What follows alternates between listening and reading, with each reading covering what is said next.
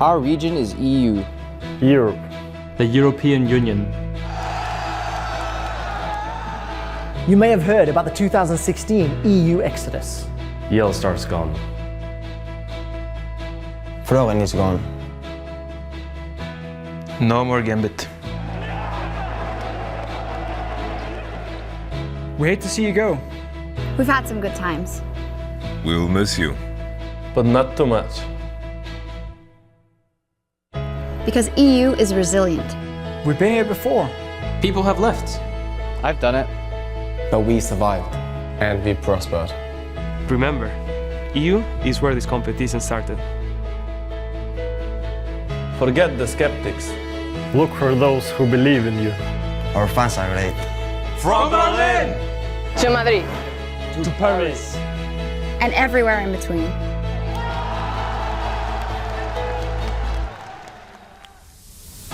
We are not down on ourselves in Europe. You're not talking about ancient history. 2 of the top 4 teams in the world last year were from Europe. EU beat Taiwan. EU beat China. EU crushed NA. EU beat Korea. Whoa, not yet.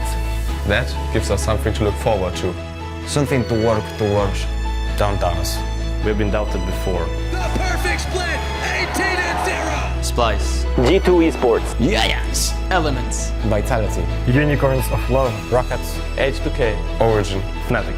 We're back and we're ready to sell the world.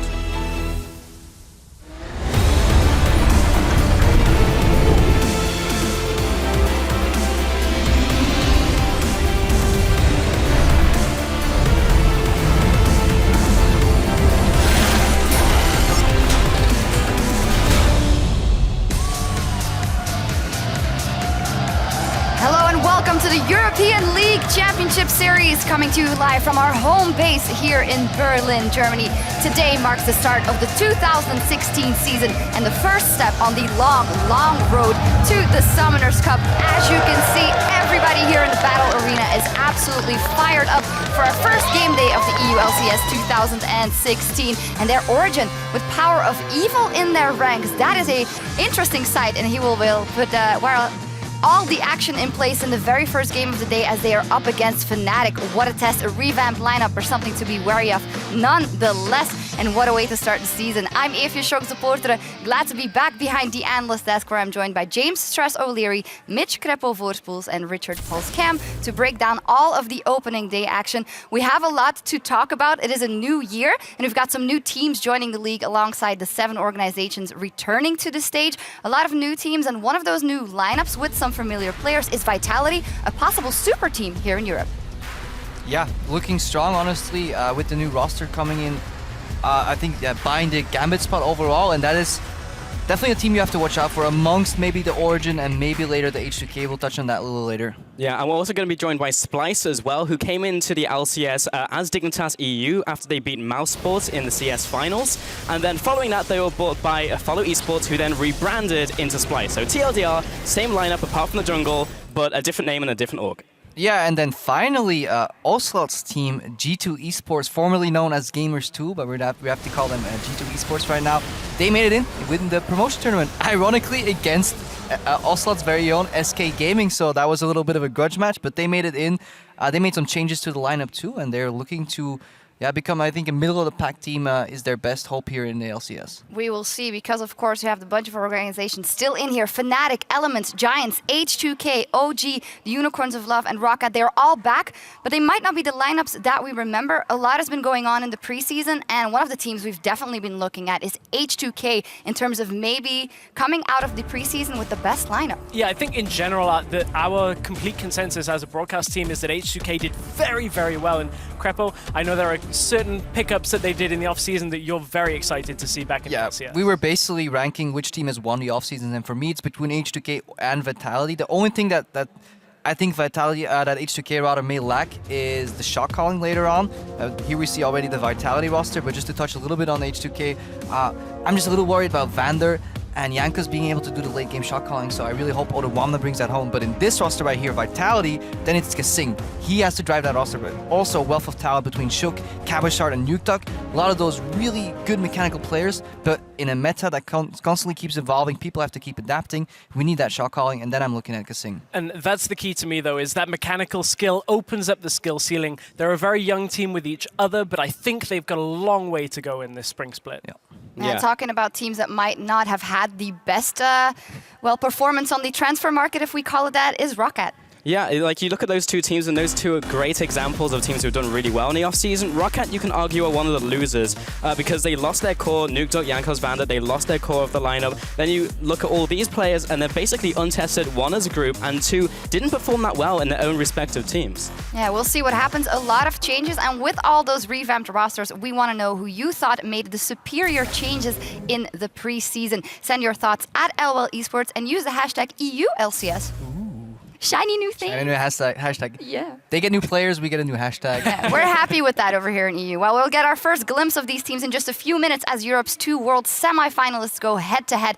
In our game of the week, Fnatic versus Origen kicks it all off. That's a pretty hype game, and then after that, the brand new Element squad take to the Rift against G2 Esports, and later on, we'll see the newcomers Splice taking on a revamped Unicorns of Love. A lot of revamped rosters and also some changes in the rule set. First off, just like last year, the Spring Split will be a best-of-1 round robin over 9 weeks, where every team will play each other twice, and then the top 6 teams will play out a single elimination bracket in the spring playoffs, where one will be crowned the champion. As with last year as well, it's also championship points that these teams are playing for. They're going to be awarded based off playoff results. We'll send one team to Worlds at the end of the season. Keep in mind, that's exactly how H2K made it to Worlds last year, taking that 3rd seed from Europe. Well, on the other side of the coin, we have the bottom 3 teams. They will have to fight to defend their spot in the LCS against the top 2 Challenger Series teams in the summer promotion tournament, and that's an interesting change. Yeah, so that means there is no auto-promotion relegation this year. Last year, the 10th place team automatically got relegated into the Challenger. This year, it's different. The first match that will be played is the 10th place LCS team against the 2nd place Challenger team. From then on, we reach a double elimination 4-team bracket, which means it just guarantees that the 2 best teams will make it into the LCS again, and we get the best quality of teams that we can possibly get representing Europe as a whole, and hopefully make the region stronger. Yeah, we'll see what Even happens. stronger. Even stronger. That's a good adaptation there. Well, a lot has changed in the teams, but a lot has changed in the meta, honestly, as well. Last time we saw the highest level of professional play was at Worlds 2015. Today, we're playing on patch 6.1. A lot of changes we'll see pan out on the Rift, but you guys wanted to look at some specific champions that you're excited for. Yeah, I'm looking at the reworked Poppy, mostly in the support role because she offers 2 unique abilities. Basically, her W, as you can see right here on the screen, cancels gap closers, and a lot more than you would initially think of. Rek'Sai tunnels, you have Rengars leaping in, so many abilities that are very fundamental to the metagame right now. You can block only as Poppy with that W. Then the ultimate that you see on your screen can turn a time in team fights. 5v5, nope, Poppy knocks 3 people back, that becomes a 2v5. You jump on those guys, then you win team fight, or you just set up some combos with a little tap there. So unlimited amount of possibilities, and when it comes to supporting, whoever knows, if you know Poppy support better than your opponent, you can open up for so many plays, and I'm just wondering if any of these players have picked it up on a secret smurf, maybe on their main, just have it ready for the LCS. Yeah, and this one makes me personally very happy. Alistair coming back into the top lane. He kind of goes through stints of being really good. Like Season 1, we had Suche going huge on that, then he came back top lane. And now once again, with the Frost Queens coming in, allows them to get in range so we can actually combo. Also gives them a really nice power spike early on and solves a lot of his mana issues. And when he gets in range to combo, he also has Thunderlord's Decree, so he just pops them super quickly, and his combo is very easy to get off with his passive coming in. Yeah, and the most important part about that passive is that obviously it ignores unit collision, so you have a Hecarim-esque type of top laner with a ridiculous amount of burst damage with the Thunderlord's proc on top of that, so I like Pulse's choice here. Yeah, and it just makes it like very good into certain matchups, like Aurelia, like Malphite. You can just walk up slowly, down smash, knock them away, and there's nothing they can do. What I will say, though, is I'm expecting to see probably Alistair a little bit more support. Supports have got a very different idea of what exactly is strong right now. I know that we've seen people doing it in solo queue in Challenger, so it's possible. I don't think it's too likely. Poppy, I think, is quite likely, and Definitely. from somewhat likely to almost certain. Kindred in the jungle. Perhaps AD carry, we've seen Niels do it before. Kindred came out a long time ago, halfway through Worlds, but this is the first time we're seeing Kindred in the EU LCS regular season. That's why I'm bringing it up. And, you know, we've seen the Kindred play just in general at IEM just do so well, and especially with what looks to be an evolving double AD carry meta with Kindred and Graves out of the jungle, perhaps a mid laner from Corki. I'm expecting a lot of priority on Kindred, especially in the bans phase. They're very strong right now.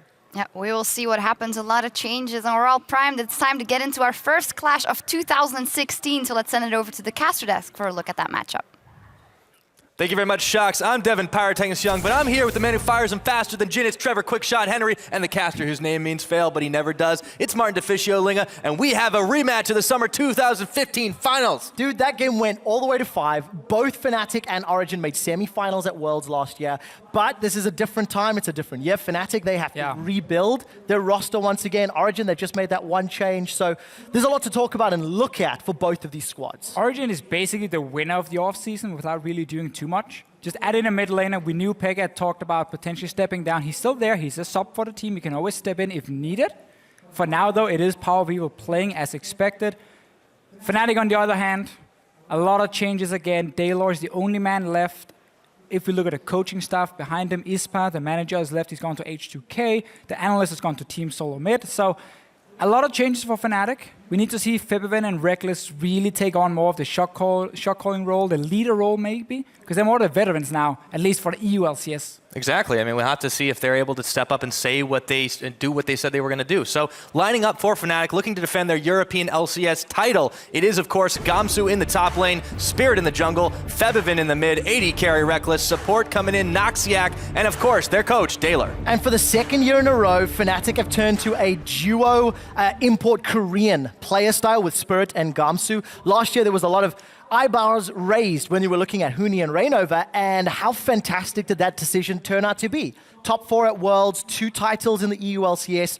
There's a lot of pressure, I think, on Gamsu and Spirit to replicate, but it's going to be in a very different style. It is very different style. Spirit is really the hard carry jungler. Or at least if we look at the last year when he played for World Elite, he was the carry jungler. Before that, however, on Samsung Blue, he was playing more supportive style, counter-ganking a lot more. If he can go back to that style, and if Gamsu can step up and become a carry, they might be able to play the style we saw last year with the carry top laner, more supportive jungler. Otherwise, they need to adapt. They need to change. They do have time. It is not so important for Fnatic to win the first game or the second game. It's about getting ready for playoffs.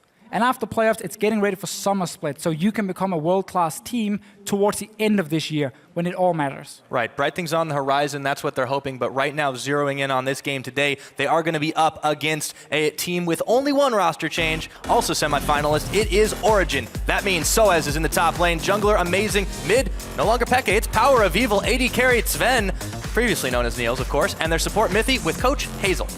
Yeah, new coach coming for the team, more of a life coach. He has a lot of experience outside of the game, working with like different kinds of sports for multiple years actually. So he has some experience. He can go in here, he can help the team obviously, you know, in terms of communication, schedule and everything outside of the game itself.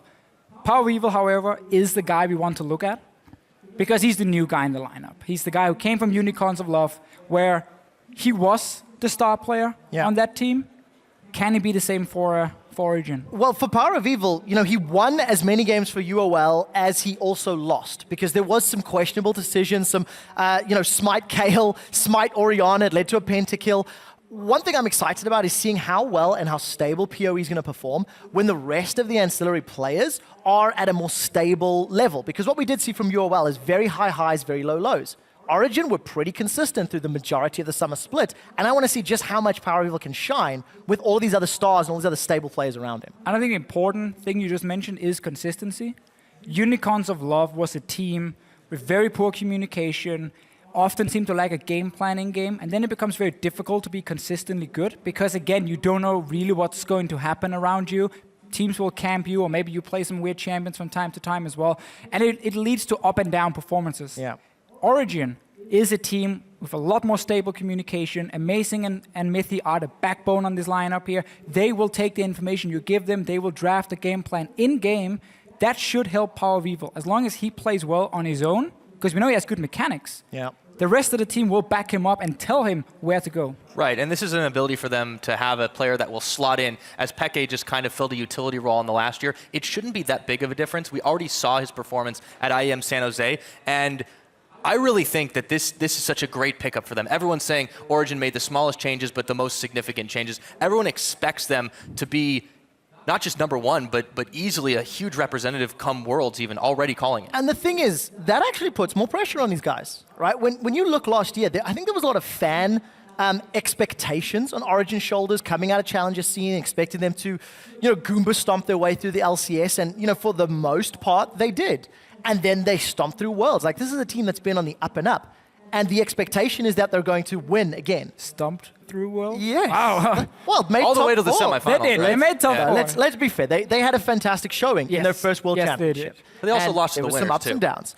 You look at Fnatic. When you look at this squad, now all of a sudden they have to replicate the magic. They lost their players. They lost their core carries. They've lost like a manager in ISPA. They've lost an analyst. Just a quick update, guys. There is an audio issue on stage, which they're working through now, which is why we're talking a little bit more before picks and bans. But imagine being in Noxiac's shoes, having to replace Yellowstar, the captain, the face of Fnatic for 2015. It's a tough task. The two members we question a little bit, Noxiac and Gamzu, are the two players filling the biggest slots, basically. Because Huni as well, in-game performance, it was a lot about getting Huni ahead in the early game. He drew a lot of bans as well. And of course, the fans loved him because of his personality. Now, Gamzu sitting in there had not a great year in North America, I think it's fair to say. I also do not think he really had the chance to shine too much on the Dignitas lineup because they couldn't really enable him. Again, they were very inconsistent in their performance. He played more different champions than Huni, who was very focused on the carry style. Gamzu can play tanks, he can play supports, he can play carries as well if needed. We saw Hecarim and Javan coming in and so on, where full damage basically. It's about finding the style that fits for him. And the rest of the team. And the rest of the team, because he's against some good top laners here in Europe. Well, and it just goes to show how many question marks there are on this squad as a whole, that this is the first time in about 6 or 7 months that Fnatic is going up against somebody whom they're not favored. I think that's actually a very good point. And the main thing is, how well are they prepared? Right? IAM Cologne was a showing for Fnatic that was okay. I think they were gifted moments in games and they made some poor decisions. But that is a testimony to how new and how fresh the squad was. It was a test run. Went over to Christmas, went over New Year's Eve, New Year's break and whatnot. And now I want to see who's coming in more prepared because like Tefisho says, it is a marathon. It's not a sprint. It's not about winning your first 2, 3, 4, 5 games. It's about winning playoffs. Getting those championship points at the end. So let's see how much they can learn and adapt from week to week. But for Origen, at least, the first 2 weeks here, they're playing Fnatic, they're playing H2K and Vitality. What does that mean, Tefisho? Because we've not seen them. Well, that's the team we expect to be up in the top 4 at least. So if Origen comes in and they start slow, drop the first game to Fnatic, which would be a surprise, but if it happens, and we know Origen has not been practicing too much because they had some internet issues in the gaming house. They've only been practicing since Saturday. So I'm not expecting them to come in and show like the world's performance just yet. That gives an opening to Fnatic. And also means for Origen, if they start losing some of these first games against the top teams, then suddenly, again, you might fall further down the rankings than you expected. But they should obviously make it back to top 6, top 3 or whatever and get into playoffs, which is the key thing for both teams. Right, and I don't think either of these squads, especially Origen with the veteran presence that they have in almost all the roles now, is really going to be a team that will tilt off of 1 or 2 losses, that will fall a little bit further down the rankings. Be fine. Even though they're going up against what we perceive to be some of the strongest teams in Europe right now, they should have no trouble bouncing back, even in a rare loss. Yeah, of course, for both of these squads, starting to build dynasties in Europe, last year was all about success for Origen, for Fnatic. They've won 5 out of 6 European LCS split championships, and this is going to be another testament. How good is the support staff behind the players? Because we know they've taken also a bit of a hit, and we know just how much work Dale put in last year in terms of getting the guys' mindset in the right place, getting their preparation and their training. So Dale definitely had some great help last year. I trust in Fnatic as an organization, though, to find people, again, who are very good, who can help him. New analysts coming in, new manager as well. So I don't think it's going to be the end of the world for Fnatic as a team. They've lost some of these guys. A great franchise will always be able to replace members and then keep being a top team. And that's obviously what Fnatic is aiming for. Noxiac is one of the guys we do have a question mark, or we put a question mark there. I still think that he's going to be good enough. I think so too, but I think the big thing about Noxiac is Sven's given a little bit of the eyebrow wiggle. Look at him. He's been a guy that's not had a chance to really shine. He's been on sinking ships up until this point. Like, this is his big shot. Yeah, for sure. We're talking Noxiac. Noxiac. Yeah. Sven. No. Sven was just smiling to the camera and distracting everybody. No, but you're right. Because Noxiac last year, he came in and played for MYM when they were basically already relegated. And he still managed to win 4 games for the team. And he was honestly a carry support. Like, he was making big plays. He has the mechanics. He needs the game knowledge. He needs to be a leader as well if he wants to fill the shoes of Yellowstar. And that's the big one. Well, he's got the mechanics. I want to see him play Poppy. The players are slowly getting closer to the picks and bans. We are playing on patch 6.1. Keep that in mind. And we heard the analyst is talking about some of the champions. Pulse has a penchant for unique champions. AP Nautilus was one of his favorites last year. And it was awful. It was awful. It lost us a lot of games. But to talk about what we're expecting, we actually don't know. Because there's a lot of champions that are very good. There is a priority list. But the meta has not necessarily stabilized yet. It's a new year, new league, new players, and we need to figure out what really is going to be S tier. You can be 100% sure that none of the teams have figured out perfectly how to play this patch in this new meta. Rift Herald is obviously in there. Not expecting to see too much, a lot of action around it, because it's not really worth it. You take a lot of damage dealing, or you take a lot of damage when you take it. The buff as well to the minions is fairly small. So I'm not expecting a lot of focus around that. But when it comes to some of these top picks you're talking about, again, there's a massive list. Every team is probably different. Some teams will have, of course, I think all the teams would probably agree on Lulu Gangplank and then add in a Rise up there. But then some teams would put Lissandra super high. Another team might put up a Kindred as one of the absolute top picks. Then Lucian now is an AD carry that MF has been nerfed. Corki as well can be played in 2 roles. Like, there's so many different picks. The only thing every team can agree on is that flex picking is very, very strong at the moment. There's some double AD carries coming in. We have Lissandra, Rise, and so on, and go to 2 lanes. Yeah, champs like mind games are always going to be something that's in favor. But you're right about the meta. It's going to take a few weeks before that kind of thing stabilizes on the average. Just getting patch 6.1. Yeah, it's much more minor compared to some of the earlier patches that we had towards the end of this last year. But the teams are still trying to figure it out, trying to see what the strongest compositions that they're going to have in Europe, and we're going to eventually form our own meta out of that. Yeah, and I absolutely love something that Papa Smithy actually said in the LCK broadcast earlier this week, where he's talking about how every single game is basically its own meta, because certain teams prioritize certain champions. And as more and more games get played and there's more matches to watch, then you start to learn and figure it out. And in the jungle, the Rek'Sai, Kindred, Mundo, Elise, Graves. We saw Graves in LPL. Yeah, that's happening. So we're seeing these variations and these variables. That will also depend on player preference, because I've never heard pros ever completely, absolutely agree that this one champion is absolutely beyond doubt, other than Mordekaiser last year. But there's a lot of varying, opinions when you have these new patches and these new implemented systems in the game. Well, I do know of one thing that is still considered universally strong, and that's the oft-mentioned Thunderlords. So we expect to see that quite a lot today. Yeah, Thunderlord. But there's more options than 6.1. That's true. They did buff a lot of other stuff. Thunderlord is still fantastically strong. And has been for like for last few patches we've seen. Almost every single champion wants to get it. AD carries can pick it up. Great burst, mid laners, and so on and so on. Yes, there are some new keystones. Storm Raider Surge is one I'm looking at. 75% slow resistance. I think that's got to be super strong on specific champions. I'm not sure if their players want to pick it up yet, though. Maybe they want more time to practice with it before they want to pull it out in the LCS. Right. Well, with that, we're going into picks and bans. Thanks for bearing with us through all of that. First matchup, Fnatic versus Origen. Let's see how these guys do. And straight out the gate, some of the priority picks that we've seen from LCK and LPL, even though they're 524, likes of Rise, likes of Lucian, likes of Kindred, if you wanted to go that route, depending on what Amazing or Spirit want to play. I'd like it if Spirit maybe didn't play Nidalee. Please no. I don't there are think better options. That's than what Nidalee. I think. But Spirit, he really liked that Cougar. Hey, I Am Cologne was probably comfort picks for Fnatic more than anything. Now they've had more time to practice, getting used to the meta. So far, no surprises. We talked about how strong Kindred can be. We know Lulu and Gangplank. I expect the Gangplank to come in from Origen as a ban, potentially Rise as well, so they don't risk that first pick for Fnatic. But then, of course, it opens up for other picks, like Lissandra can be first pick. Great flex pick coming in. Graves Jungle, not necessarily a first pick, but can they come in the next rotation? And it's flex picking. It is so hard to guess where you're sending these champions. Poppy's gonna be there, Trundle, Mundo, I can keep going, Shen. There's so many good picks. There's so many things left on the board, but what they do take away is that cast in, so that won't be an option on that side. A little bit later scaling AP. The Tam Kench is also banned away, so for all of you hoping for him to be on bench, not this time around. Someone played top lane in LCK as well. And it's good. And very good. It is very good.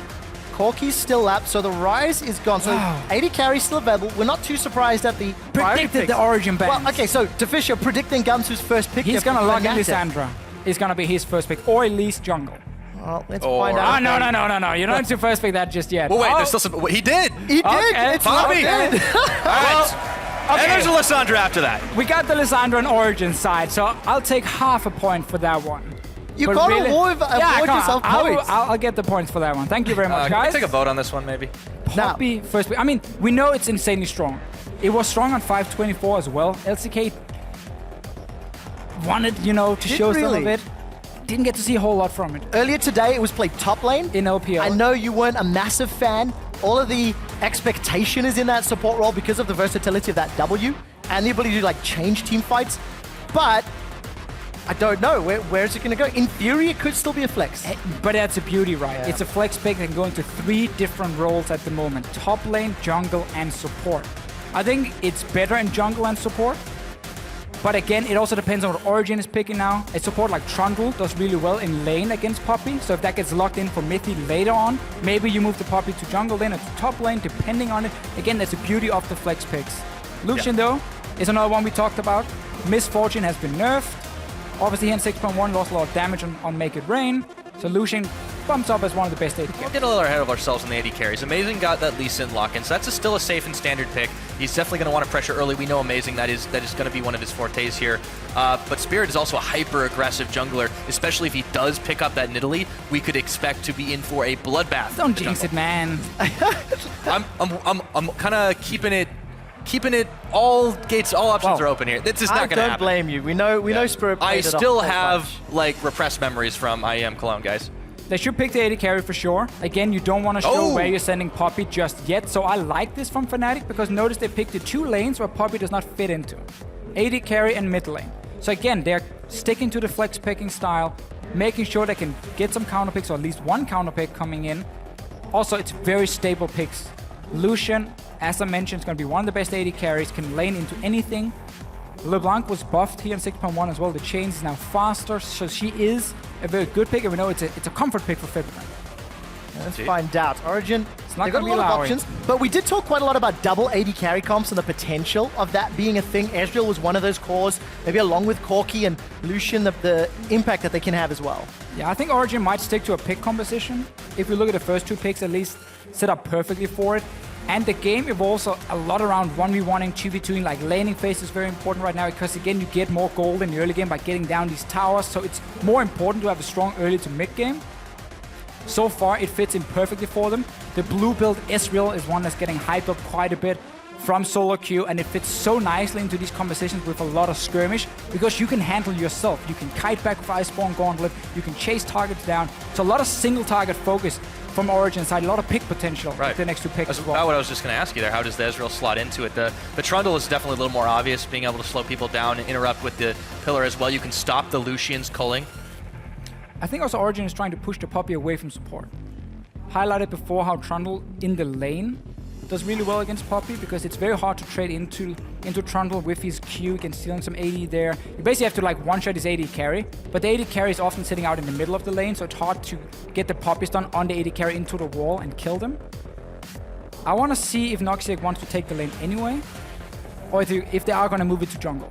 Yeah, and here's the other question too. I know this is a little bit less likely, but what's the possibility we see Ezreal go to the mid lane instead? Power of Evil take that and go AP. Well, Pyra, the beauty of flex picks is the chance there. Depends on the picks they see.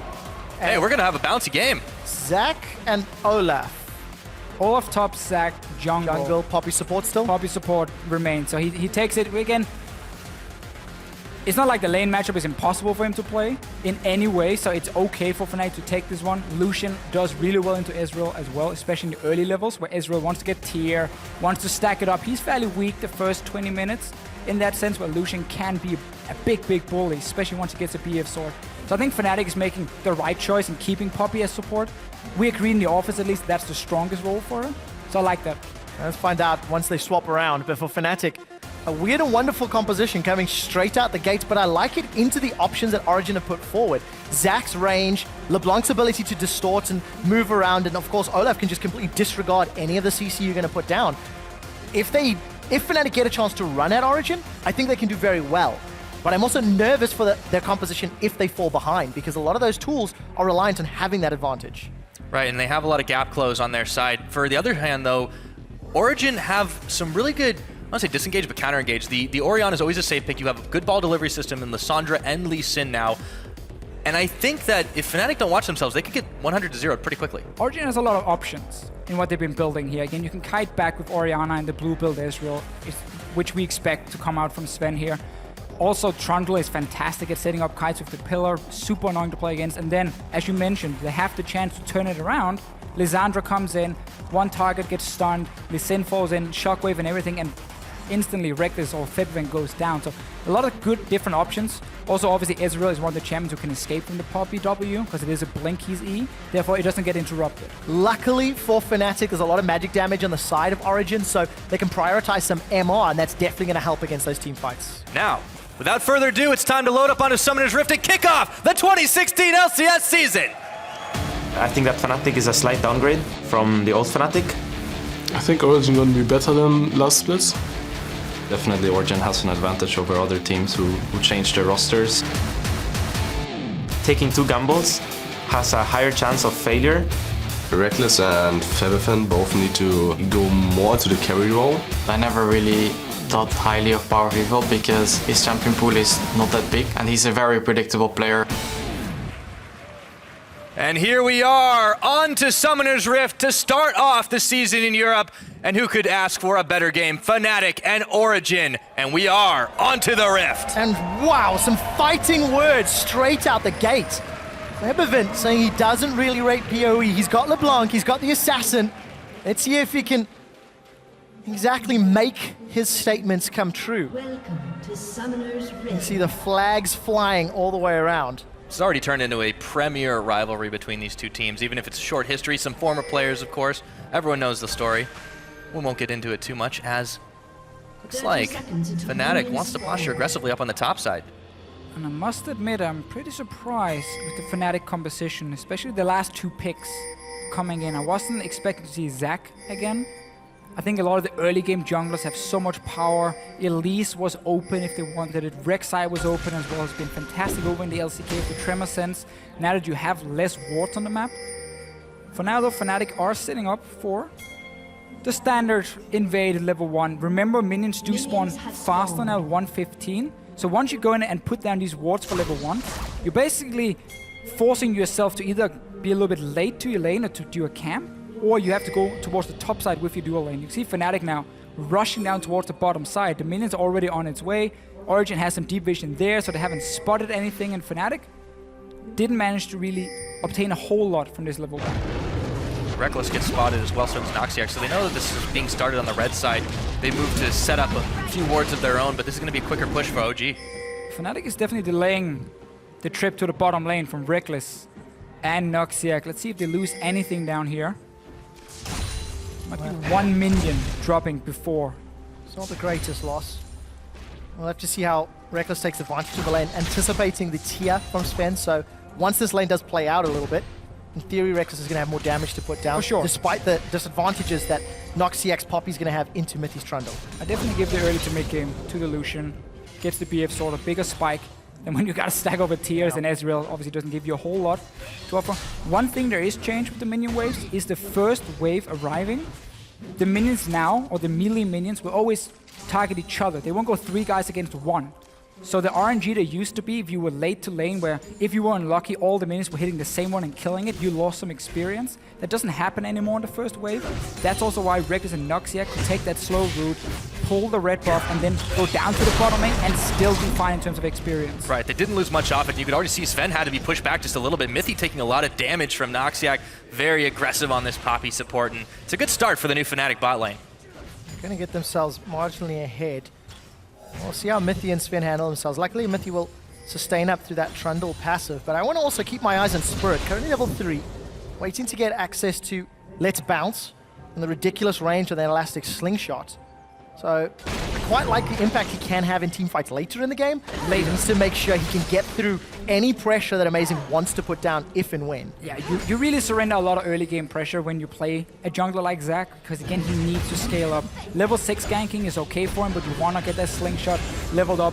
Extra range coming in for it. Amazing will have that control and should be able to keep the control for the entire early to mid game. And that's going to be needed because you want Orianna to scale up. You want the Israel to scale up. Because Origen will have some slower laners in that sense compared to Lucian and LeBlanc. Cheeky move from Spirit. Chases Amazing away from his own Raptor camp. Now back to the bottom side. Sven goes so low. Noxiac goes forward, gets the ignite on him. He's out of lane already. The pillar's there, but they couldn't stop that traffic. So we talked about this in Champ Select. When you play against Trundle support, you need to always target that AD carry. If you start hitting the Trundle, he starts taking away some of your stats. He's very tanky, he's super annoying to deal with. So what they do here is they have the passive ready from Noxiac, and they time it. Reckless Space is saying go, or Noxiac is saying go. The aggressive lane now, and they time the hit from Poppy with the EQ, and also the dash forward from Reckless, proc the Thunderlords, and you get a lot of burst damage down.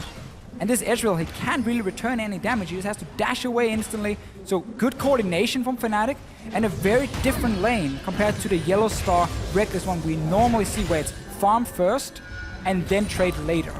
So we'll find out if it can get Reckless and Noxiac any sort of advantage. Quickly mentioning the keystones. Origen running Thunderlords. Small differences on the side of Fnatic. Strength of the Ages for Spirit Zac. Gamsu with that Olaf is actually running Fervor of Battle. So a little bit of a divergence. Not too surprising, really. Down bottom, Sven below 100 hit points. Mithy's now caught between Reckless and Noxiac, but Amazing is coming to play. There's a teleport available if anyone wants it. Reckless takes a tower shot and gives up first blood. And it's not over yet. Amazing, he's going to go down too. Gamsu will pick him up on the back half of that one, a 1-for-1 trade. But it's jungler for 80. Spirit's looking to come in, and he's got Sven on his mind. Jumping in, blobs it up, and there's another kill. Now Mithy's got to flash away. Noxiac and Spirit still on the chase. This entire setup from Fnatic, it starts in the top lane where Gamsu is pushing in that lane, and then he's telling his team, I can teleport now, I won't lose a whole lot. So Fnatic, they go aggressive. Again, they time the passive from Noxiac with the burst. They know Spirit is nearby, and Gamsu's already teleporting. So despite losing Reckless and giving first blood, they get 2 kills, and the only thing Origen gets back is some damage on his top tower, and of course Gamsu sacrificing a little bit of CS. Yeah, but that's really nothing compared to that little bit of extra they got back for themselves. 2 kills to 1 on the score now, 400 gold in the lead, and Spirit already playing like his aggressive self, but this is a level of coordination that we did not see at IEM. This is a great start for Fnatic.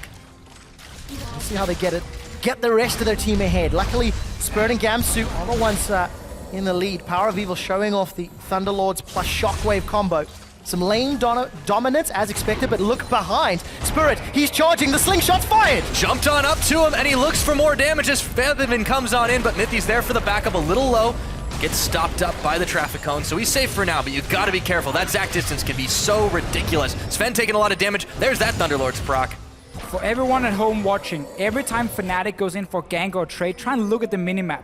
You can see 2 or 3 guys already moving just before it starts. Here, we had Noxiac roaming from bottom lane, and Gamsu was running from top lane, ready to collapse in the mid lane in case there was a long fight happening. So Fnatic are constantly moving around the map, trying to create plays. We talked about how Orianna and Ezreal, they want to scale up here. They don't really want to fight this early.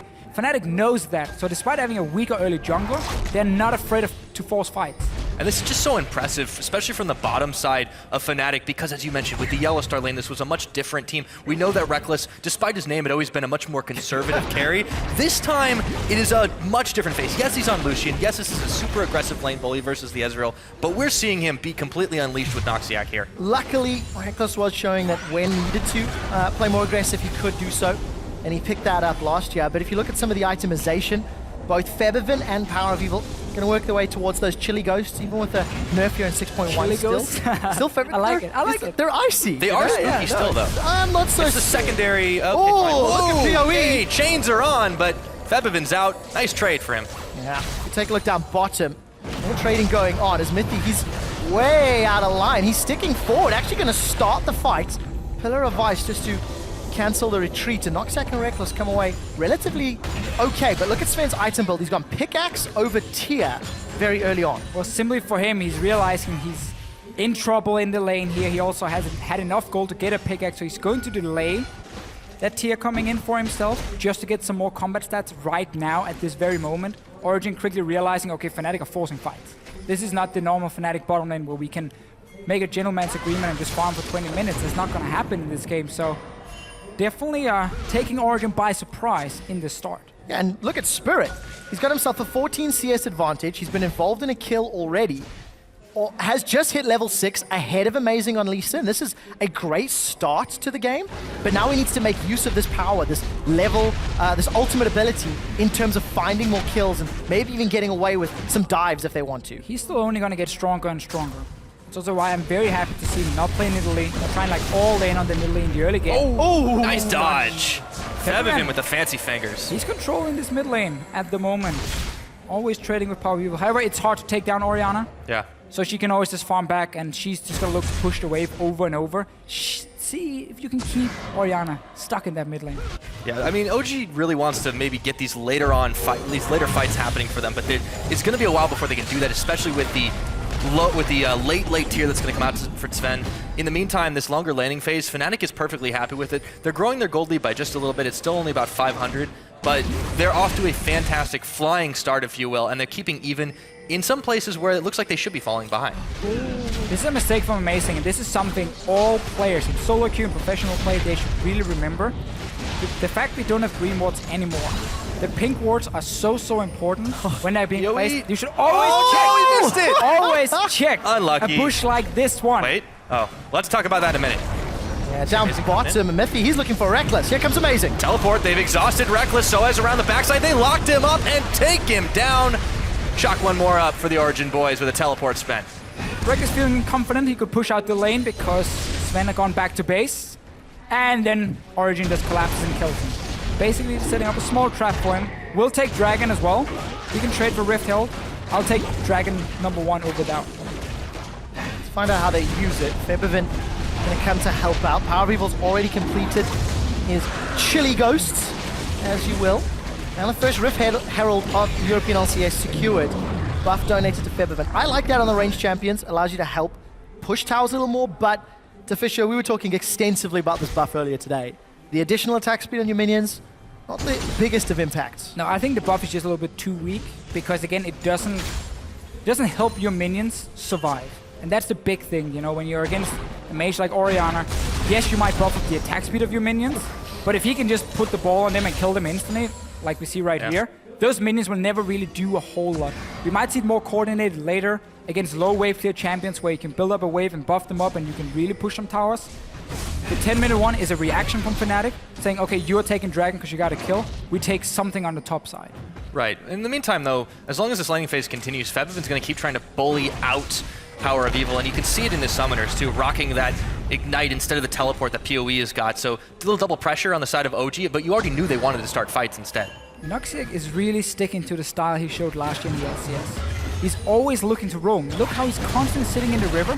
So whenever Reckless is moving anywhere, Noxic is already gone. Now, fight in mid lane. Febiven, he's gone way too low. Amazing's there. The Chili goes to slow him down. It's gonna hit him, and there's the clone showing the location. Boom, one more ball. In comes Spirit, but he is way too late to the party. Bounces away, but they're going for him. Amazing, pops the globules. Gamsu is 1v3. He takes out Power. He almost takes out Amazing, but he stays alive. Dodging away from the axe, and now it's a Soaz fest with him. And Spirit's going forward on Amithi. It is not over yet, guys. Yeah, the Pillar of Ice interrupts the Elastic Slingshot. Gamsu and Noxiac looking for more. One undertow connects. Noxiac is trying to use that steadfast presence, but it will not interrupt. A flash root from Soaz locks Gamsu in place. Puts the tomb down, but it will not send Gamsu to his grave.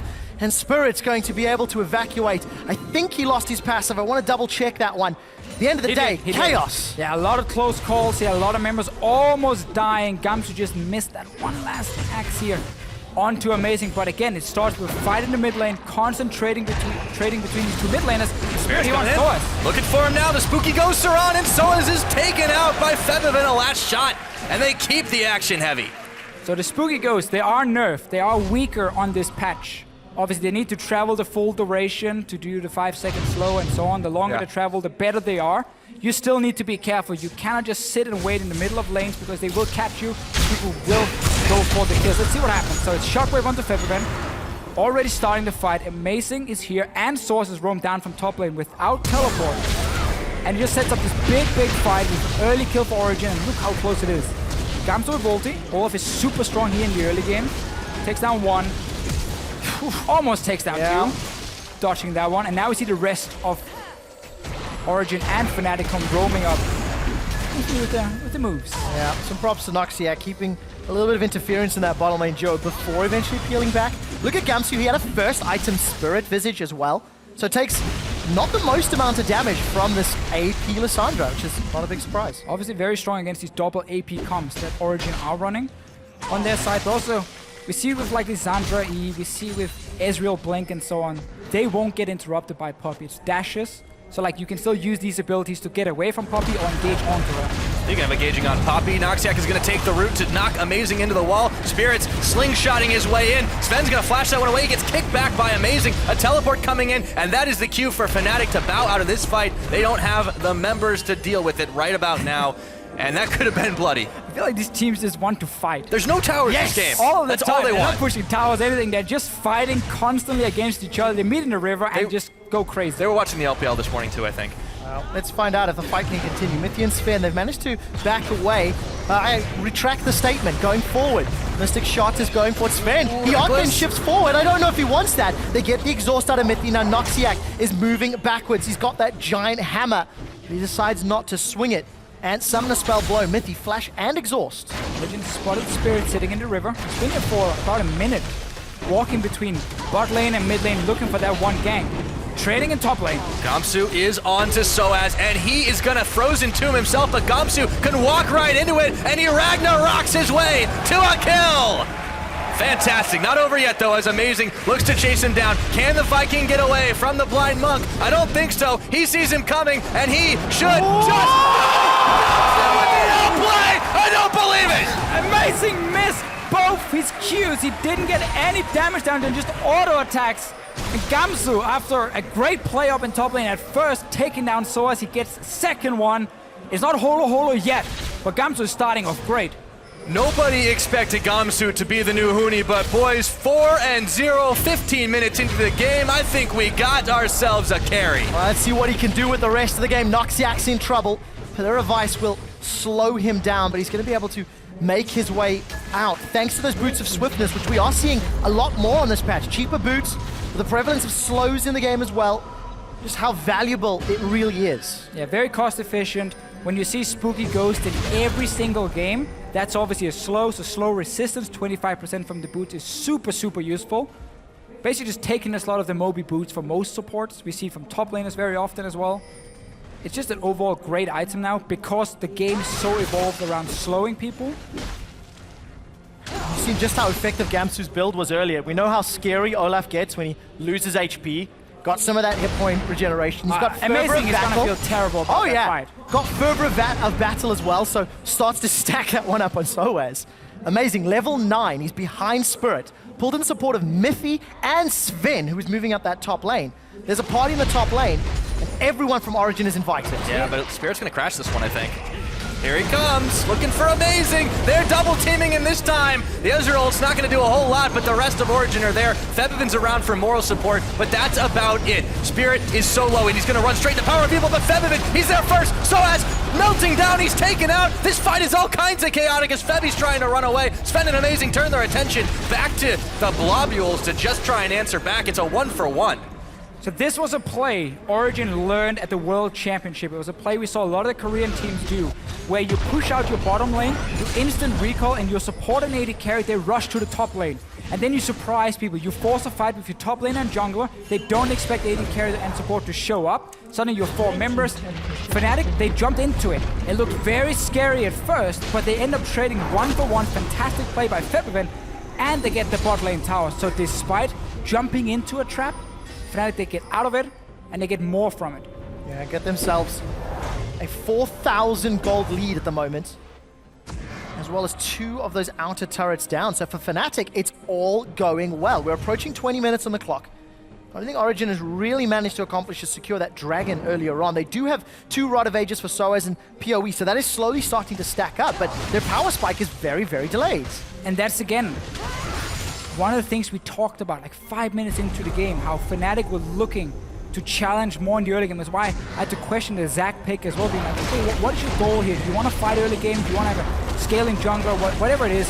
Spirit has been very good at ganking and just being annoying in these fights and allowing FEBEVEN to be okay, allowing Gamsu to get in there with this Olaf, who was so strong the first 25 minutes, but then obviously he also starts falling off. So Fnatic are playing a good early to mid game. They need to keep doing this.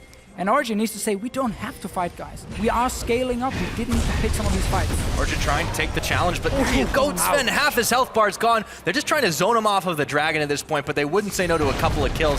So Fnatic should be able to pick up their first of the game. They will get those battle stats to match. And considering how the fights have been going already, you got to be worried if you're Origen at this point. Hey, that was as fast a change in 6.1. that's all all it was. Nothing to do with FEBEVEN making a fantastic play. Got himself an Abyssal Scepter completed. Essence Reaver for Reckless, going to work his way towards one of those 2 Zeal-based items, expecting most likely the Rapid Fire Cannon, but the Static Shift did get a buff on this patch as well. Give me Rapid Fire. Yeah. It's a better item, especially when it comes to your overall damage output. I do agree, however, if you need wave clear, go for the shift.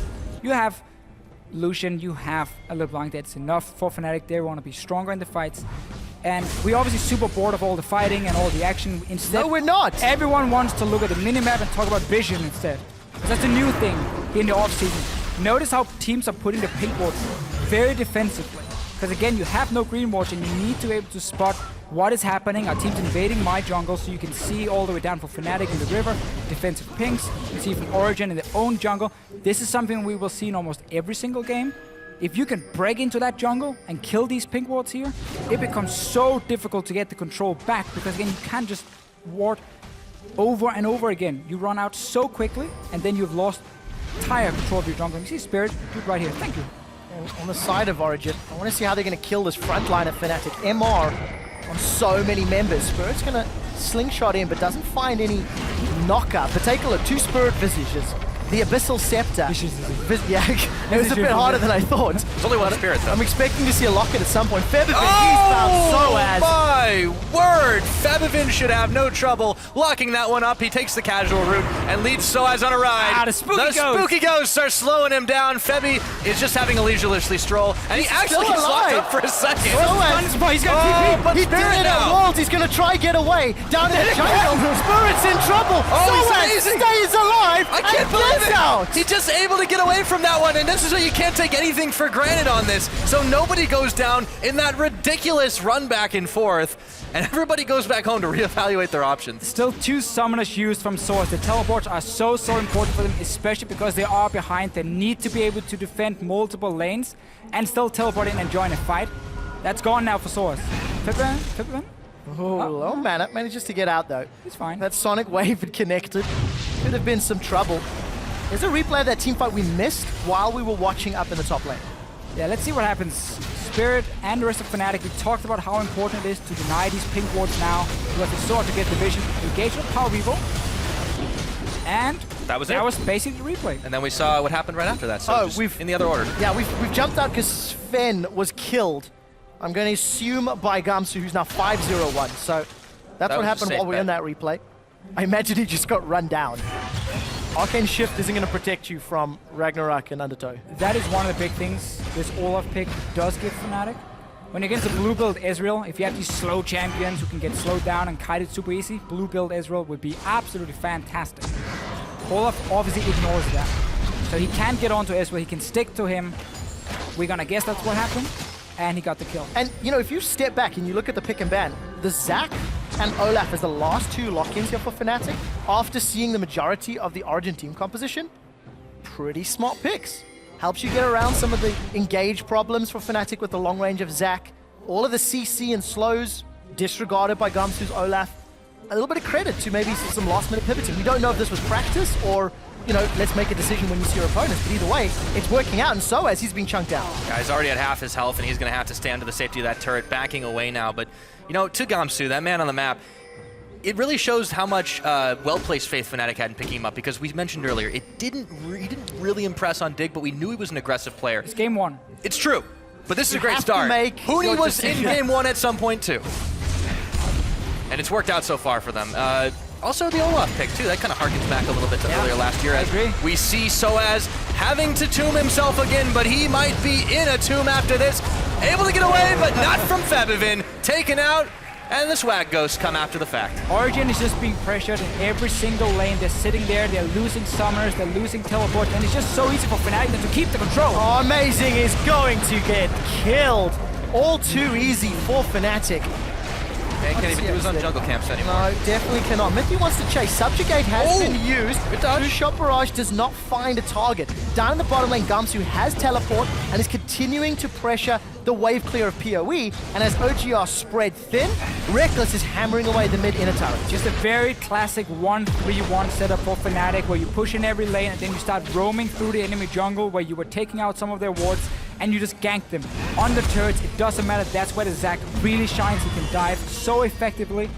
Also with the mobility of a LeBlanc, it's very easy for Fnatic around Febivin to create these picks here. And what a performance by both Febivin and Gamsu, but also full credit to Spirit on this Zac. He's been everywhere on the map. And for Fnatic, the next step now is looking towards those inhibitors, or maybe towards the Baron.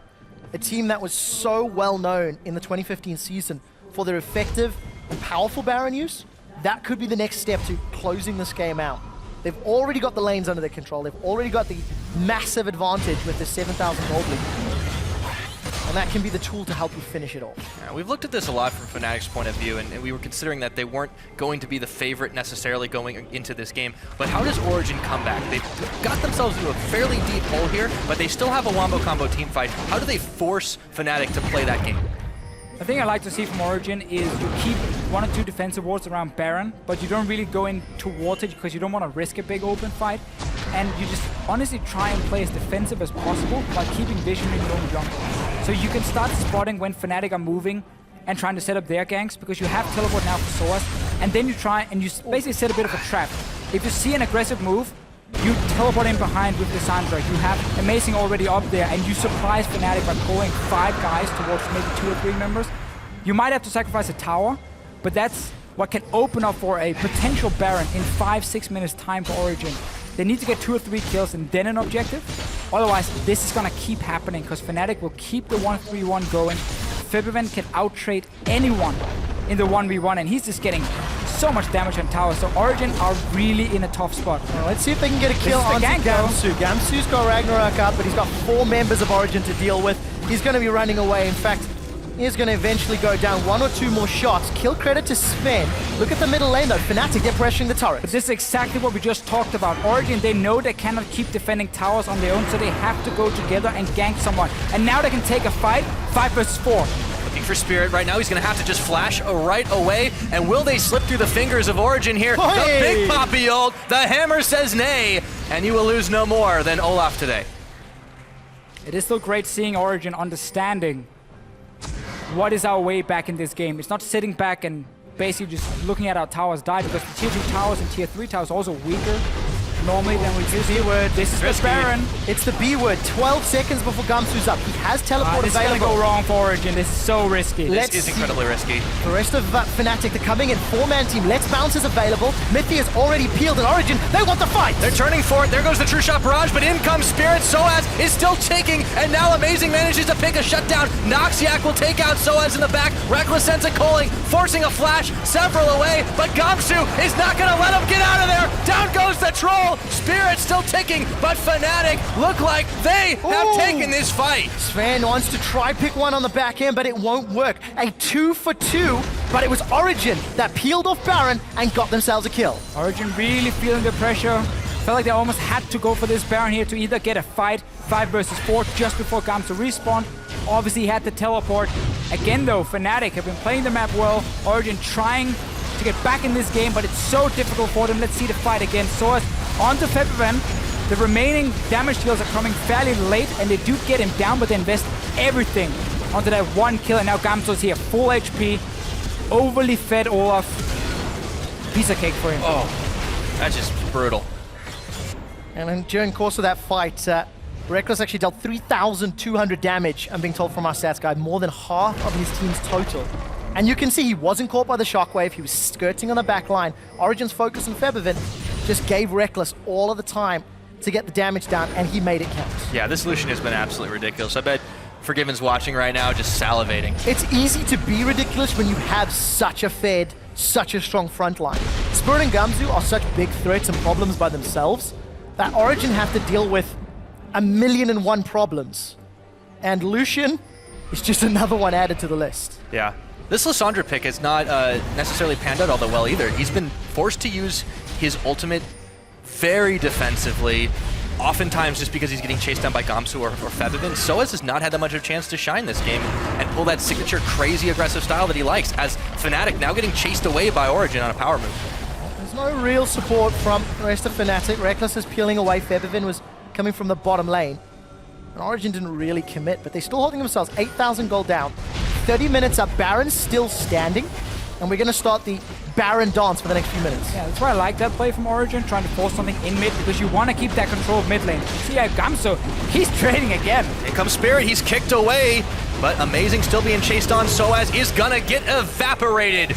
With a little bit of help from the rest of Fnatic, Spirit takes that one in a 5v4 now. Febiven, a little bit extra damage, but he dodges away looking for Power of Evil. Now the calling went out, but it wasn't enough to finish him off. The ball will zone, but Origen are forced inside their own base. It is a dire situation for them right now. Fnatic onto that inhibitor turret. This will fall shortly if not interrupted. Origen trying to mount the smallest defense. Soaz will be up in a few seconds. He almost goes down. The shield is up. Spirit manages to get him. Let's bounces inside the face of Origen, and that could be it. Fnatic take the inhibitor. They've got a minion wave Conga lining up behind them, but they will play this one safe, and they will back out to finish later today.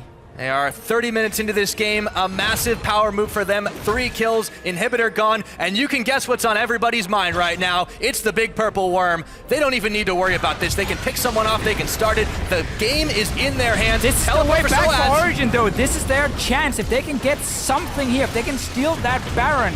Noxiax just buying time here. Basically the only company. Power Viva has done it before. And he's not gonna do it today. Baron secured by Fnatic at the cost of Noxiax's life. He's magical, he's not that magical. Gotta call that one worth though. For Fnatic, that's it. Super minions in the middle lane. Baron, they will have TP up in about a minute and a half's time, and they can just keep pressuring those lanes more. Febiven has been insane in this game here. The confidence on this guy. Rooney is no longer there. So the overall early game plan is not just like camp for top lane, you know, sit and farm mid lane and whatever. We know Febiven can play both styles. He can play aggressive, he can play defensive. He talked about how he had to step up and become more of a carry for this team now. What a performance from him. Of course for Gamsu as well, we have to keep highlighting it.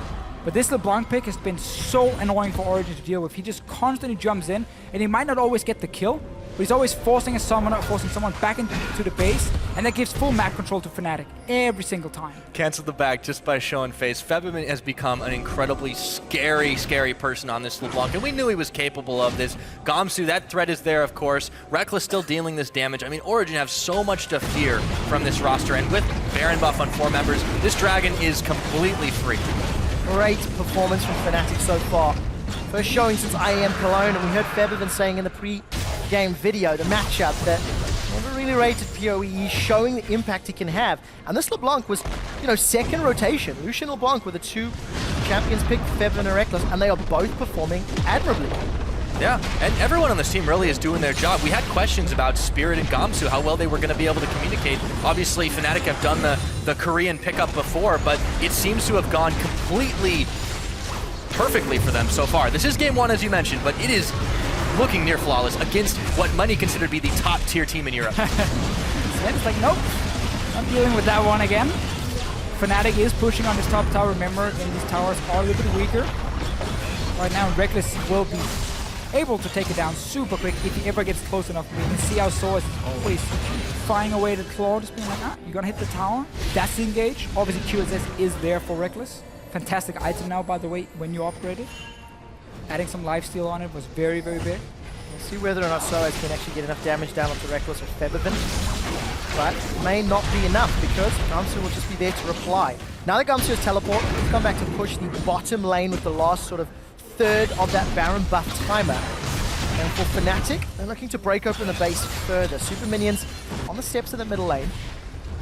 And it is a long season, 18 games, 9 weeks, and Origen didn't have the strongest start as far as training is concerned, but for Fnatic, another very big message right out the gate. Up in the top lane, Spirit, he wants to look to finish. They've broken the inhibitor. Talking about messages right now, they walk away and then walk right back on in. Origen thinking twice about this one. Shockwave not going to connect, forces the flash. Amazing. Reckless is right in the front, but he has absolutely no fear in here. Another inhibitor is going to go down. A couple of nails already in this coffin of Origen, but they are trying to claw their way back out. Soaz goes down, taken out by the Viking. Noxiac actually getting the kill credit. Febiven going in, going back. They just can't catch these guys. Sven gets chunked out real low, and even though Reckless was burst down, that Mercurial Scimitar allowed him to get out of the CC, get to safety, and it meant Soaz went down as well. Minions took a Nexus turret, as well as that top inhibitor turret going down, but crucially, the inhibitor still stands.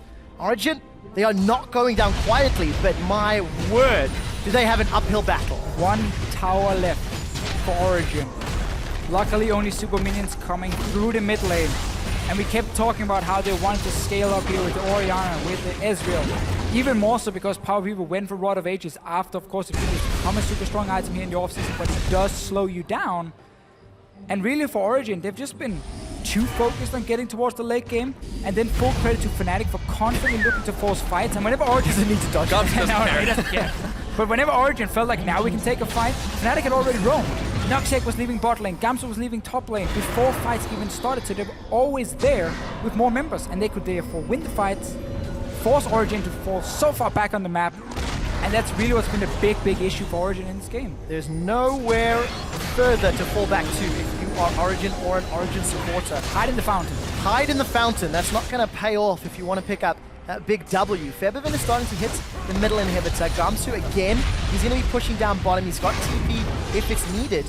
And the rest of Fnatic pushing up top. Good control, good decision making, and Soaz, he's looking to engage. They range to root Noxiac, but that's not who you want. Soaz gets burst down already. Amazing's looking to knock away Reckless. Gamsu's still in the base. There's a stun there onto Power of Evil, as now Origen are peeling backwards. The whole team is just too darn slippery. Quick shot, down goes the inhibitor in the bottom side as Gamsu takes it out, and he rejoins the fight, wrecking and rolling all the way through him. That is an ace. That will be the game. The last inhibitor, the last Nexus turn is going down, and you had question marks? I don't think so. Guess what, boys? FNC is back for the summer of 2016.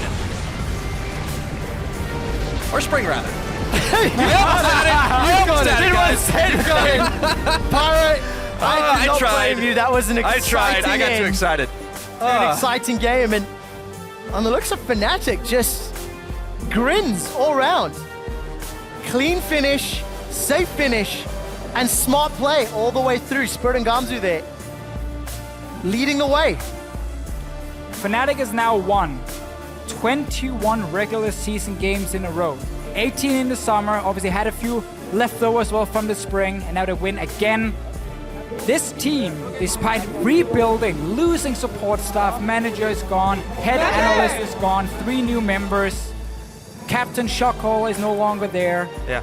This game had great communication from Fnatic. They were calling when could they teleport, when could they roam, so they could always be there 2 or 3 extra guys, surprising Origen, taking some of the kills, never really falling behind at any point. And then, as we mentioned, lack of vision, obviously, in this meta makes it so difficult once you fall behind to really claw your way back in. You can't see anything on the map, your towers are weaker.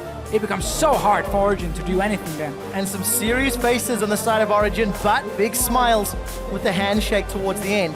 It was a rough start to the season for Origen, but it is a marathon, as we've said a few times. The fans in the audience exceptionally happy to see Fnatic.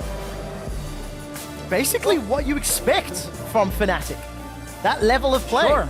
At this point in time, when you look at the name, that's what you expect. That is what you expect, and that is the performance delivered. Daylor, happy with the new face, the new captain. Rek was talking in the offseason about how he's going to accept more responsibility and how he's going to step up, start to help fill the shoes left by Yellowstar.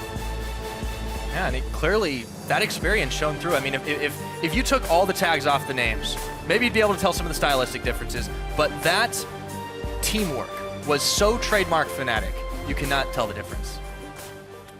Absolutely fantastic performance. Origen takes on H2K tomorrow, a team we expected to be even stronger than Fnatic coming into the split. With that new lineup as well, the new super team together with Vitality. Origen has some very, very tough games ahead of them. And losing that first one, because like coming into this game, I would almost go as far and say that Fnatic had nothing to lose. Because if they lost Origen, well, that was expected. New members from Fnatic and Origen again, top 4 team at Worlds and so on.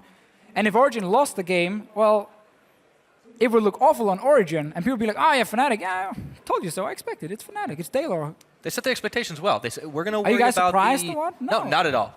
Maybe the way they did it. Maybe how quickly they did it.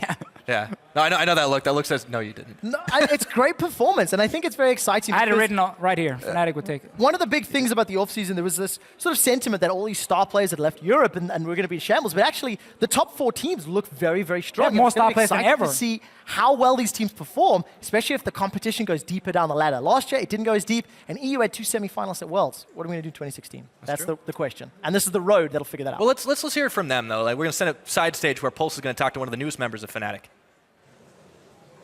Thanks, guys. I'm joined by Noxiac, the support player from Fnatic, newly joining the team. And first off, Noxiac, you guys just destroyed Origen, one of the teams we were expecting to be extremely strong coming into the new split. What were the factors that just made your team so strong opening in the first week? We had the luck that Gamsu played really, really good this game, so it was easy to snowball for us. We made a double kill 1v2, so it was like just snowballing from there. Like the other lanes went pretty much equal. And we just used this one advantage that we got, and we just tried to snowball it, and snowball it clean. Yeah, I mean, Gamsu went massive in that game, but talking about those Koreans, how is it like communicating with them in-game? How good is the communication between you guys and the Koreans? Is there a divide there, or is it just super easy to talk to them? I would say in the first day when they arrived, was like the communication was like really low, and we had like use our hands and whatever to understand each other. But like in 1 week already, it improved so much, and it's really fast improvement, so I'm looking forward to the next weeks. Oh, interesting. Like, I would like to expand upon that, though, like, kind of behind the scenes, because Daylor mentioned publicly that he felt that the team needed to be, like, recreated from scratch. Do you feel like the team is getting there, or is there still a lot of room to, like, improve on? There's still a lot of work, for sure, because we just played, like, 1 week or a bit longer. But I think we can do it. Like, I see a lot of potential in every player, and we are pretty good. Okay, I got one last one for you here, Noxiac. You first picked the Poppy, and you put a lot of priority on that pick, and it's extremely strong from what we saw. What to you makes Poppy so good right now? Just the damage in general, the laning phase is pretty good, and the teamfight utility, what you can offer, you can zone. With the ults, you can peel for your carries with the W. You have so much damage, like it's just an incredibly strong champ. I think it's the best support right now. Well, it looked very good. Once again, congratulations on that win. We're going to send it over to the guys at the analyst desk to break down that game. Thank you, guys. Well, thank you very much, Pulse and Noxiac there. And I got to go to you first, Crepo, because we talked about it beforehand. Poppy was your pick to watch in support. Boom, and it happened. Yay, it happened. No, the beauty of that pick actually comes something I didn't really expect with 6.1. So Fnatic first picks Poppy right now, and then later on they immediately draft Lucian. Usually that means the other team would go with MF, but because MF is so weak right now in 6.1, you kind of want to go Kalista, but the Poppy W hard counters Kalista in lane because each individual hop from Kalista is counted as a gap closer, so it's really hard to play that.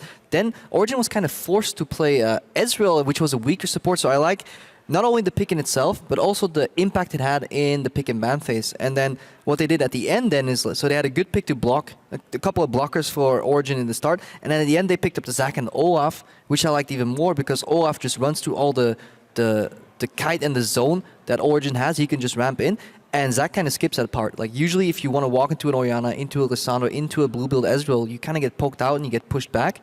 But Fnatic just found 2 picks in the entire pool that just negate that entirely. Either you jump over it or you just run straight through. So beautiful pick and ban phase from Fnatic and just solid concrete play, yeah. And I feel like a lot of it was because of just how much focus Origen had to put kind of on Gamsu, but on the flex picks, the Lulu ban, the Gangplank ban, the Rise ban, these very strong picks that we've seen, you know, not just on 6.1, not just 5.24, but for a long time now. Origen forced to ban them out, then the Poppy goes away, and they're left thinking, okay, well, we kind of want the Trundle, we want the ability to just deny that kind of backline focus by maybe picking a Lissandra, try and lock somebody down, but ultimately, it's just very difficult to play against a champion like Poppy, who not only can facilitate her carries, but lock down the enemy dashes and that kind of thing as well. Well, good pick and ban phase coming out of Fnatic, and Noxiac saying there, well, we got ahead. Lucky that Gamsu played really well and we snowballed, but let's look at that explosive early game, because you can't just attribute that all to Gamsu. It is a team that showed up in that bottom lane and with the ganks coming in. Yeah, it started off the harass from Lucian Poppy here. We see the passive from Poppy when she controlled the shield. Every auto attack actually pokes out Sven, but then Rekkles goes in a little deep, trying to get the first spot, because that was a good gank by Amazing. What I like the most here is after 1 week getting Gamsu to Europe, he teleports, Soaz doesn't. Even though that play, that gank was set up from Origen. It was Amazing running into the bot lane, so Soaz should have been there, and we see some lacks any communication. Spirit comes in with a good gank. And that good gank is all on the vision. He was just able to get right into Tribush. This time Soaz does teleport down into the fight, and it goes a lot better for Origen when you look at just the start of that. But at this point, Fnatic are already moving for the trade for Rift Herald for Dragon, which typically you'd say Dragon is the better play here for building a longer game, but Rift Herald is, you know, a nice thing to take at the same time. Yeah, Fnatic cross map here. Good teleport from Soaz, but they pick up the Dragon, but it's kind of too late because Gamsu was already ahead from that play. He now gets to farm even more in the top lane, and then we see Febiven right here getting caught out. Amazing chases, but I think we will see another teleport from Gamsu coming in, and this may be the actual pivotal fight in the game. Oh yeah, for sure. At this point, Febiven, he knows he's already down, but he's just buying time for the rest of his team to get there. Spirit doesn't even get taken down properly. He goes into passive, and Gamsu is creating so much of an issue right here. Yeah, almost a no-scope on Amazing right there. Even later, Spirit, he doesn't go down. He actually goes into lane and kills Soaz about 30-40 seconds later, who was lingering around for some more farm because, again, he wants to catch up with that Gamsu. Gamsu teleports in 2 instances, and then phenomenal laning. Overall, just He left a mark on this game. And that wasn't it for Gamsu. He really stamped his mark with Gamsu just outplaying, you know, 2 versus 1 in that top lane. And this is just a beauty to behold. So Gamsu as a player loves to play carries. And I was wondering coming into this, how is he going to be able to do that on a team like Fnatic? They tried with Huni and Riven. Olaf seems to be the way. Hits that Ragnarok, runs in for Soaz, takes him out under tower. And here is some of the 6.1 changes in action. Fervor of Battle on Gamsu, gets the extra attack speed from his own passive, the lower he goes, and also just uses the vicious strikes, gets that lifesteal, just smacks Amazing down. And man, just the changes that happened on 6.1 just were so beneficial for that situation right there. It's so good from Gamsu. Finds it seems like they nerfed Lee Sin too on 6.1. It seemed incredibly hard to hit that Q, but no, Amazing helped him there a little bit. But yeah, Gamsu just phenomenal performance coming in here in Europe. We expected initially in our preparation for Fnatic to play a more tank-heavy top style. While they publicly came out and they say, well, Febiven and Rekkles, they will have to carry the game. Rekkles did very well, a lot of damage in teamfights, not very visible, but just did a lot of damage. So we expected a tank from Gamsu. He brings out the Olaf, which is a good hybrid, and what impressed me the most from Fnatic was in the mid game, the way they pushed their advantage. They were pushing all 3 lanes, they used deep vision well, they had good control of pink wards, and fascinatingly enough, they picked up 0 blue trinkets, I think, towards the end, so they really relied on those longer invisible wards and not to easily clean out blue ones to push their advantage, and they were, after the early game, just in complete control of the game. Yeah, well, very, very impressive performance from Fnatic. There's some work still to be done for Origen, but not looking horrible in any sense of the word. A lot of exciting matchups coming up. And with the first Smash Nexus of 2016 on the books, it's time to look towards our next matchup where we'll see the new Elements versus G2 Esports. Don't go anywhere. Our coverage of the European LCS continues right after this. It's time to load up on a Summoner's Rift and kick off the 2016 LCS season. But they're going for him. Amazing. Pops the globules. Gamsu is 1v3. He takes out power. He almost takes out Amazing, but he stays alive, dodging away from the axe. Can the Viking get away from the blind monk? I don't think so. He sees him coming, and he should just... Play! I don't believe it! forcing a flash several away, but Gamsu is not going to let him get out of there. Down goes the troll. Down goes the inhibitor in the bottom side as Gamsu takes it out and he rejoins the fight, wrecking and rolling all the way through him. Guess what, boys? FNC is back for the summer of 2016.